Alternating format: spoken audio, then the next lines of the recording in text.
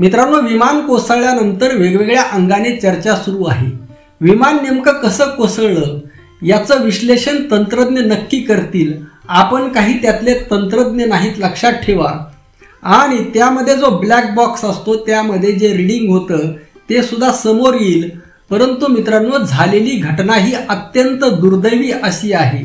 आणि मित्रांनो, ज्या परिवारांनी आपल्या आप्तेष्टांना, नातेवाईकांना गमावलेलं आहे त्यांच्यासाठी तर हे इतकं दुःखद आहे, वेदनादायी आहे. मित्रांनो, अशा अनेक घटना आपल्या अवतीभोवती घडतात आणि या अनुषंगाने अनेक चर्चा होतात.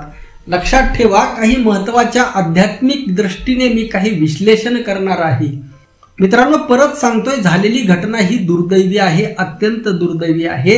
आणि जेवढे काही मृत झालेले आहेत त्या सर्वांना सर्वप्रथम आपण भावपूर्ण श्रद्धांजली अर्पण करूयात. नियतीने असा क्रूर हल्ला कोणावरही करू नये. लक्षात ठेवा, त्या विमानामध्ये एक डॉक्टर कुटुंब होतं, जोशी नावाचं. संपूर्ण कुटुंब, 2 मुलं, 1 मुलगी, अख्खं कुटुंब संपलं. आणि इतक्या क्रूर पद्धतीने किती त्यांनी स्वप्न पाहिले असतील, परंतु सगळं संपलं एका घटनेने, एका क्षणामध्ये.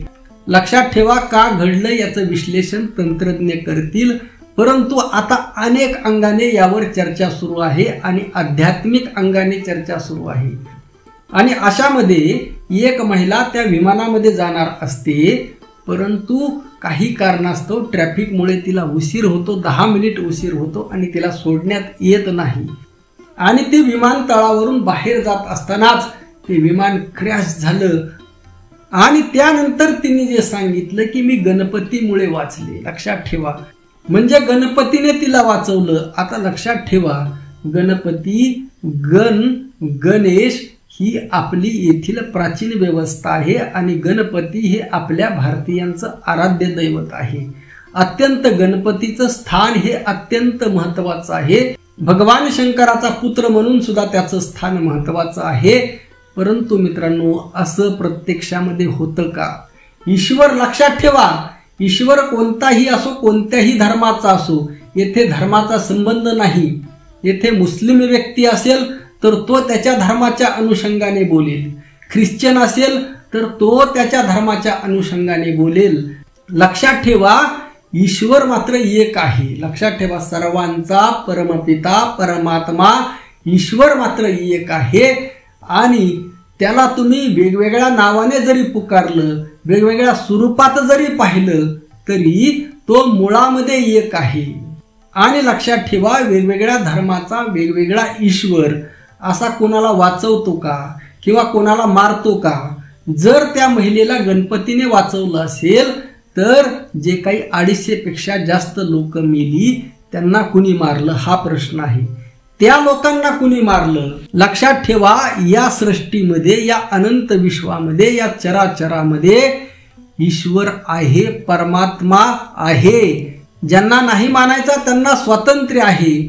परंतु जे मानतात त्यांच्यासाठी सांगत आहे, या चराचरामध्ये, कणाकणामध्ये ईश्वर आहे. आणि मित्रांनो, जगद्गुरु श्री संत तुकाराम महाराजांनी सांगितलेला, वारकरी साधू संतांनी सांगितलेला ईश्वर मी सांगत आहे. लक्षात ठेवा, ईश्वर मग तो एक आहे.